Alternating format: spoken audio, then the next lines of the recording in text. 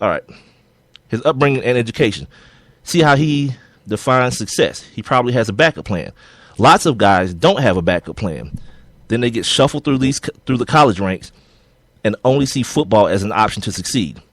They often tolerate the trauma for the paycheck. No one is right or wrong. It all comes down to quality of life for each individual. And I felt like that was a very, very. He goes on to talk about, the NCAA and how college treats these kids like pretty much like cattle, basically, and you can't miss practice. He goes on.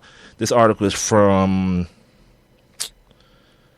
golly, I can't.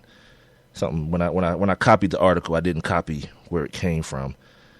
But anyway, that's what Maurice Clarett had said. A couple of other guys had some things to say about, and it was the Chris Long thing about it takes a real man to do the obvious or some crap he said. I'm like, all right. Like, this has nothing to do with manhood. This has to do with something I'm always talking about. Gaining information. Acting upon actual information. That's all it is. That's all it is. He got information. The information that he got didn't fit in with the plan he had for his life going forward. And he made a decision. Mm-hmm. That's what it comes down to, like black and white, down to the most rudimentary level. That's what it comes down to. He took information. He even says it. I saw him do the outside the lines. I saw the interview as well this afternoon. That's what he said. I just got information, and the information that I got led me down, the path that I'm on now. Good for him. I think in life we should all do that. Like, that's why it's so mind-boggling that people are like, oh, big up to him. He's such a man. Oh, that took such courage. What? Like, everyone should live their life that way. Like, if you're just walking through life and you're like just directionless idiot that every time somebody presents information to you, you're like, oh, whatever. I'll just see what happens tomorrow and we'll go from there. Good luck to you. Yeah, that's bad. Good luck to you. That's absolutely bad. But again, and you mentioned it, the backup plan. A lot of times, especially in our community. I mean, because that's all I can really speak for. But in our community, a lot of times we put all our eggs in one basket, especially when you talk about the athletes.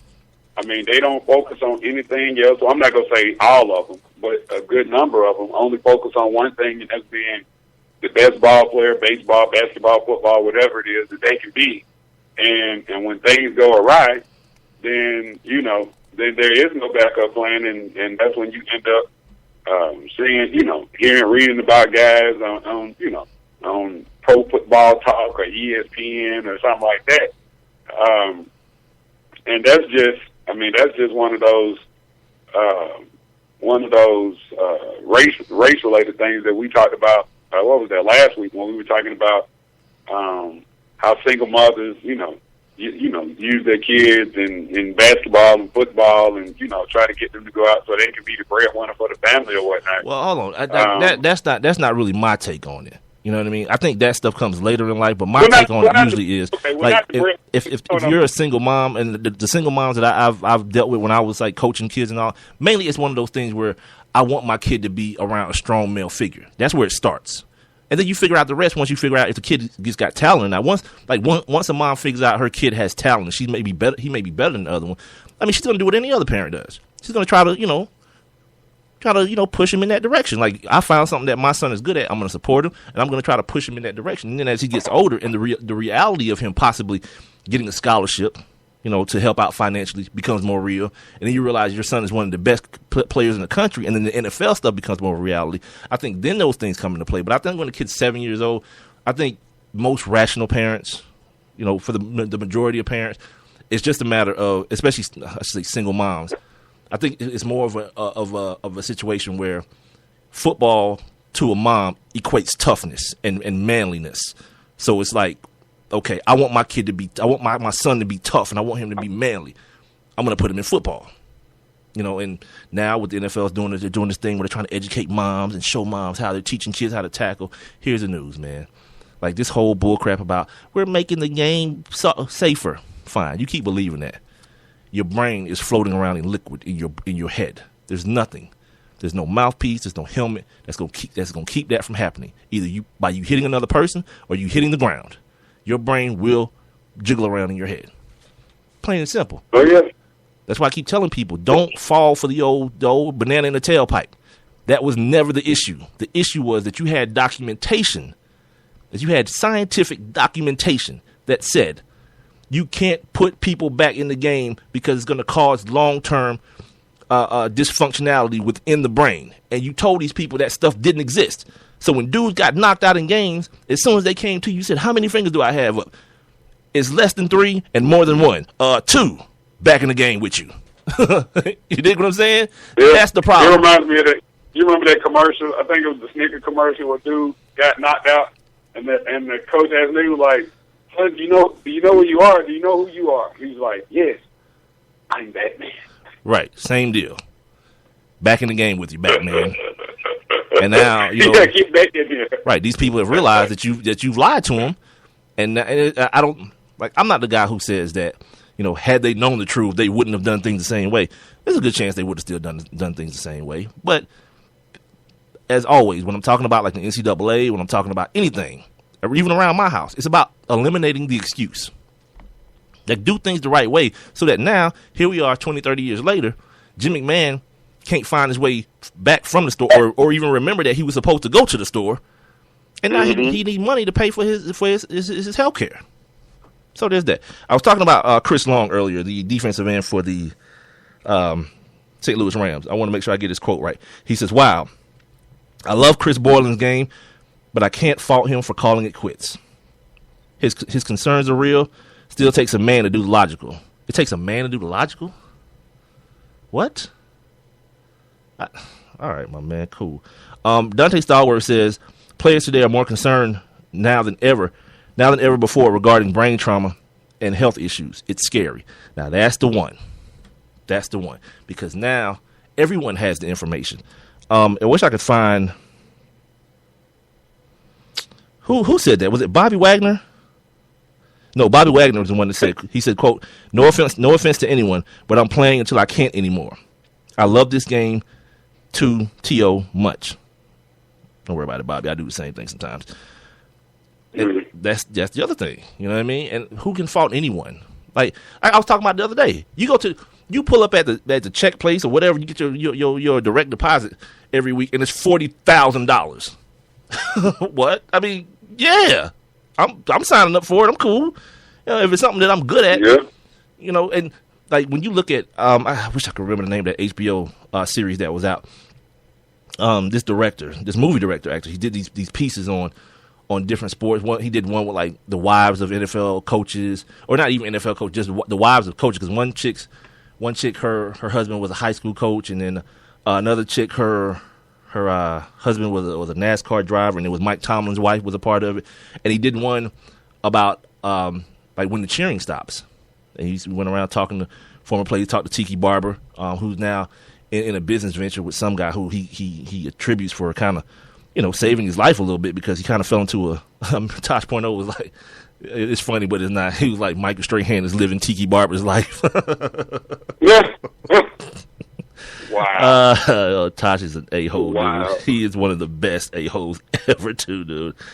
But it's true. Not that part's not true. I'm talking about Tiki Barber and, life after the cheering stops, because there's nothing anywhere that can replace that in a person's life. You walk out of a tunnel and 80,000 people are screaming at the top of their lungs for you. There's nothing in your life after that can replace that, but you got to find a way. That's why now these guys that's the other issue that's going to come up too here. And remember where you heard it from, because it's kind of been mentioned a little bit here and there. The kid from the Milwaukee Bucks took his buyout. I can't remember his name off the top of my head. Took his buyout to go deal with this thing. Depression. Yes, depression athletes. Oh, these guys making all this money. How they depressed? You know why? Because rich people go through regular people problems too.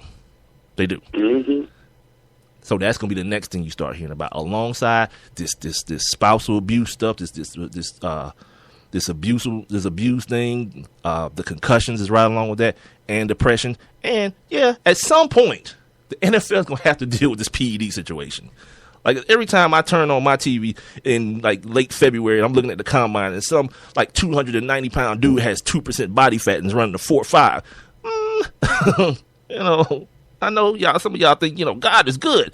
I don't know if He's that good. You know what I mean? With a lot of little help. Do they test? So they don't test like around the combine time. You don't get tested when you go to the combine. Of course, they do. Couple dudes failed tests last year. Yeah, but dudes know when to cycle. They know when to cycle on and cycle off. Cycle off, right? Yeah, they know what time it is, man. But I mean, at some point, it's gonna have to be addressed. I wish I could find that last tweet. It's in one of these articles here, man, where it doesn't matter. It doesn't matter. I'm not gonna be able to find it right now, and this thing to me, I'm not as like everyone I heard, it was like big news that this 24-year-old kid decided he was. Now, if you tell me, if at some point like Deontay from Carver Holmes walks away at 24, I'm like, hold on, player, what really is going on? Like, nah, like what your mama and them saying about this? Like, then I'm asking questions. But if a well-to-do, and I don't hate to put it this way because it's real. If a well-to-do white cat does that, it don't really make me raise an eyebrow, not one bit. He know. Because here's the thing. A couple years ago, was it following? It was after the Junior Seau suicide. This Samoan kid, I think he was in the league like 3 years and was like, I'm good, I'm out. Dipped. No one raising an eyebrow. And for the same reason. He saw his idol kill himself, and he was like, I don't want to do that later on in life. I'm out of here. Well, the thing that caught my eye about it this morning when I first woke up was the fact that he that we had been talking about it. You know what I'm saying? Like, we had talked about it last week, and and so I was like, here it is. You know what I'm saying? Like, the young guy just decided to just hang it up. You know what I'm saying? And it was all the reasons that we had talked about. So, I mean, good luck, as they say, in his future endeavors. He doesn't need it. He's straight. Believe that. Here's the NFL's quote. By any measure, let me zoom in a little bit because I'm kind of blind. The age is catching up to me, ladies and gentlemen. By any measure, football has never been safer, and we continue to make progress with rule changes, safer tackling techniques at all levels of football, and better equipment, protocols, and medical care for players. Concussions in the NFL were down 25% last year, continuing a 3-year downward trend. We continue to make significant investments in I zoomed in too much. Hold on. In independent research to advance the science and understanding of these issues. We are seeing a growing culture of safety. Everyone involved in the game knows that there is much more work to do, and player safety will continue to be our top priority. Here's the other thing that we not on right now. Like, everybody's talking about how Pee Wee League enrollment is down, and everyone's talking about like the guys who don't make it to the NFL but still experience concussions. I experienced a couple of concussions while playing in high school. No wonder I can't remember a damn thing now when I'm doing this damn gig. But, that's another story for another day. But everyone's talking about that. But here is the problem. And again, remember where you heard it first. The problem will arise at the high school ranks. And here is why. Because high school, I remember talking to a coach here, a very successful coach right here in DeKalb County, Georgia, who coached a team that was always competing for national championships. And me and him had a one-on-one talk at the park I was coaching at. And he was talking about the struggles and disadvantages he had in coaching in this particular county with financial stuff, like how they wouldn't turn the lights on at the stadium that they usually play at because they didn't have lights at their school stadium. So, but the county wouldn't pay to even turn the lights on during the playoff time, which cut their practice time. They had less practice time than the players that they were playing against. They couldn't get new uniforms, even though because of they had this sharing thing. So even the worst team got the same amount of money as the best team. Like, even playoff money, team that didn't go to the playoffs. And his point was that they should get their uniforms should get replenished more often because they play more games. They're always in the playoffs and they're always going to the state. Okay, that being said, check this out. We're worrying about Pee Wee. We're worrying about college. How that's going to affect the NFL. You got to worry about high school because if parents and moms get too damn savvy and they start suing school districts and start suing high schools for my kid getting hit in the head, and you put him back in the game or whatever. This is